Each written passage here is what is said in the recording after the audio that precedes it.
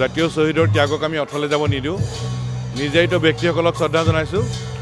আৰু অসমৰ জ্বলন্ত বিদেশী নাগৰিকৰ সমস্যাৰ স্থায়ী সমাধান নোহোৱা পৰ্যন্ত আৰু অসমত খিলঞ্জীয়া মানুহৰ প্ৰভুত্ব নিয়ন্ত্ৰণ নিশ্চিত নোহোৱালৈকে নিৰ্ণায়ক অধিকাৰ খিলঞ্জীয়া মানুহৰ হাতত নিশ্চিতভাৱে নহালৈকে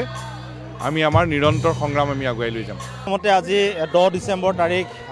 অস্তিত্ব ৰক্ষাৰ সংগ্ৰামত যিসকল বীৰ শ্বহীদে প্ৰাণ আহুতি দিছিল সেই জাতীয় শ্বহীদসকললৈ আজিৰ এই পবিত্ৰ ক্ষণত আমি শ্ৰদ্ধাঞ্জলি জ্ঞাপন কৰিছোঁ আৰু সদায় আচলতে জাতিটোৰ কাৰণে যিসকল বীৰ শ্বহীদে প্ৰাণ ত্যাগ কৰি গ'ল তেখেতসকলৰ আদৰ্শৰে আমি তেখেতসকলৰ পথেৰে সদায় আমি উঠি অহা প্ৰজন্ম যাবৰ কাৰণে চেষ্টা কৰি আহিছোঁ। মূল কথা হৈছে যে অসম চুক্তি সম্পাদন হোৱা আজি 37টা বছৰ হ'ল। 37টা বছৰে আচলতে চুক্তিৰ যিটো মূল বিষয় আছিল বৈদেশিক বহিষ্কাৰ হ'ব লাগে সেই বিষয়টো কিন্তু আজিলৈকে কোনো এখন চৰকাৰে সমাধান কৰাৰ কাৰণে গুৰুত্বপূৰ্ণ পদক্ষেপ লোৱা আমি দেখিবলৈ নাপালোঁ। সকলোৱে আচলতে এই বিষয়টোক লৈ ৰাজনীতি কৰি আগবাঢ়ি গৈছে যাৰ কাৰণে চুক্তি সম্পাদন হোৱা 37টা বছৰৰ পাছতো যি বীৰ শ্বহীদসকলে যিটো আশা লৈ তেখেতসকলে প্ৰাণ ত্যাগ কৰিছিল যে বিদেশী বহিষ্কৰণ কৰি এখন বিদেশীমুক্ত অসম গঢ়াৰ যি সপোন আছিল সেই সপোনটো আজিলৈকে সাকাৰ ৰূপ প্ৰদান কৰা নাই। সেই সময়ত আন্দোলনৰ নেতৃত্ব দিয়া অগপ চৰকাৰ কওক পাছৰ পৰ্যায়ত কংগ্ৰেছ চৰকাৰ কওক আৰু এতিয়া বিজেপি চৰকাৰলৈকে কোনেও আচলতে আস্থাৰে যে কামটো কৰা নাই কেৱল ৰাজনীতি কৰি আছে সেই কথা বতৰাবিলাক এতিয়া স্পষ্ট হৈছে।